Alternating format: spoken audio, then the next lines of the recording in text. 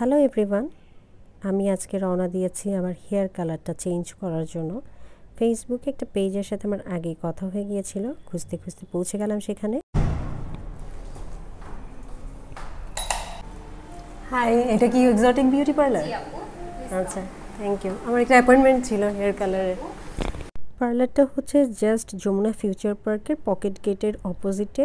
এটা হচ্ছে হট কেকের যেই বিল্ডিংটা, ওই বিল্ডিংয়ের 4th ফ্লোরে। আমি ফার্স্ট টাইম সেখানে গেলাম। ছিমছাম গুছানো, সুন্দর ওয়েল ডেকোরেটেড একটা স্যালন। আমি যখন গিয়েছিলাম সকালবেলায় লোকজন একদম ছিল না, ফাঁকা ছিল। এদের সব থেকে আমার ভালো লেগেছে এই পেন্টিকিওর ম্যানিকিওরের কর্নারটা। আমার বেসিক্যালি চুল ট্রিম করারও দরকার ছিল, আর যেহেতু হেয়ার কালার করব ভাবলাম নতুন একটা হেয়ার কাট দিই। যেই হেয়ার কাটটা আমি আগেও 2বার দিয়েছি, আমার ফেসের সাথে বেশ ভালো যায়, অ্যাঙ্গেল সর্ট অফ যে ববটা, ওইটাই আমি দিতে বললাম। আই ওয়াজ নট শিওর যে আসলে কেমন হবে, কারণ আমার ফার্স্ট টাইম এক্সপেরিয়েন্স, একটু চিন্তিত ছিলাম। বাট যখন শেষ হলো ওভারঅল আমার কাছে হেয়ার কাটটা বেশ ভালো মনে হয়েছে। তখনও সেট করা হয় নাই, এই ছিল আমার হেয়ার কাটের প্রাথমিক অবস্থা আর কি।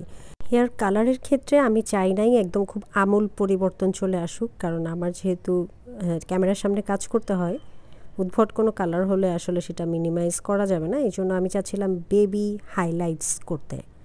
সো সেই জন্য আমি হেয়ার কাটের পরে হাইলাইট দিয়ে আমাদের চুলের কালার স্টার্ট হয়। ইট ওয়াজ আ লং প্রসিজিওর। হাতে যথেষ্ট পরিমাণে সময় নিয়ে যাবেন, যারা যাবেন 3-4 ঘন্টা মিনিমাম লাগবে। আমার চুল ছোট ছিল দেখে মোটামুটি 3-3.5 ঘন্টায় শেষ করতে পারছি আর কি। এরকম ছোট সেগমেন্টস নিয়ে সেইটা হচ্ছে ফয়েল পেপার দিয়ে, তার ভিতরে ব্লিচ দিয়ে সেটাকে সুন্দর করে কাভার করে সেট করে রাখতে হবে।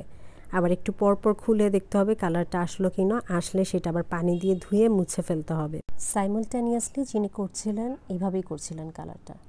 আমার যেহেতু আগেই চুলে কালার করা ছিল, ওইটাকে বেস ধরেই হাইলাইটটা করা হয়েছে। বাট যাদের চুলে কালার নাই তাদের জন্য এই হাইলাইটস করার পরে হাইলাইটগুলো ধুয়ে আবার বেস কালার করতে হয়। এই দেখেন আমার কিন্তু অলরেডি কালার চলে আসছে, এখন হচ্ছে খুলবার পালা। আস্তে আস্তে করে খুলে ফয়েল পেপারগুলো এভাবে সুন্দর করে আমার হেয়ারটা ওয়াশ করে দিল। আই ওয়াজ বিট নার্ভাস যে কালারটা আসলে কেমন আসে, আমাকে কেমন দেখায়, ভালো লাগে না খারাপ লাগে বুঝতে পারছিলাম না। এরপরে চুল মুছে ওরা সুন্দর করে চুলটা শুকায়, তারপরে হচ্ছে স্ট্রেট করে চুলটা সেট করে দেয়। নাও হচ্ছে আমি রিভিল করব যে অ্যাকচুয়ালি হাইলাইটসগুলো কেমন আসলো। So this is my final outcome. আমি এই টাইপেরই একটা কালার অ্যাকচুয়ালি চাচ্ছিলাম, যে খুব বেশি হাইলাইটেড না, আবার খুব সুন্দর সাটল একটা বিঞ্জ সর্ট অফ হাইলাইটস আসবে, বেবি হাইলাইটস, যেটা দূর থেকে আমার ফেসটাকে হাইলাইট করবে বাট খুব বেশি উগ্র লাগবে না। So yes, I am quite satisfied with the outcome. Hope you like it too. Thank you.